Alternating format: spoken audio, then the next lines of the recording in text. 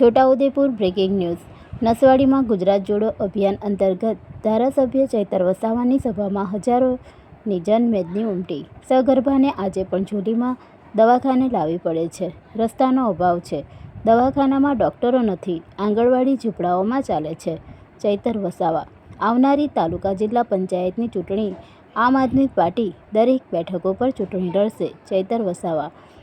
ભાજપના ગઢ ગણાતા એવા નસવાડી ટાઉનમાં યોજાયેલ આમ આદમી પાર્ટીની ગુજરાત જોડો સભામાં હજારોની જનમેદની ઉમટી. રિપોર્ટર મોહસિન સુરતી, છોટાઉદેપુર. પ્રશ્નો છે. આજે વિકાસના નામે આઝાદીના 78 વર્ષે અમૃત મહોત્સવ કાઢવામાં આવે છે. આજ નસવાડીના ઉપરના ભાગમાં તુરખેડા ગામ આવ્યું છે.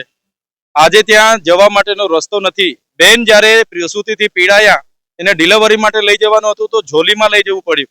શું આ તમારો આ જ ગુજરાત મોડલ છે? આ જ વિકાસ છે?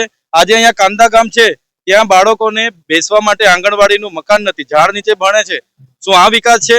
ત્યારે જે પ્રકારે રોડ રસ્તાની વાત હોય, આંગણવાડી વાત હોય, સ્કૂલની વાત હોય, શિક્ષણની વાત હોય કે આરોગ્યની વાત હોય, અહીંયા દવાખાનામાં આરોગ્યમાં સાધનો નથી, ડોક્ટરો નથી. અને જે નેતાઓ અહીંયા મોટા નેતાઓ બનીને ફરે છે, પોતાની સરકાર હોવા છતાં કશું કરી નથી શકતા, ત્યારે આજે લોકોનો આક્રોશ તમે જોઈ શકો છો. હજારોની સંખ્યામાં લોકો અહીંયા આવ્યા છે અને આવનારા દિવસોમાં પરિવર્તનની લહેરમાં એ લોકો જોડાયા છે. અને આવનારા દિવસોમાં તાલુકા પંચાયત, જિલ્લા પંચાયત સ્વતંત્ર રીતે આમ આદમી પાર્ટી તમામ જગ્યાએ લડવાની છે અને અમને પૂરી ખાતરી છે કે આમ આદમી પાર્ટી આવનારા દિવસોમાં જીતવાની છે.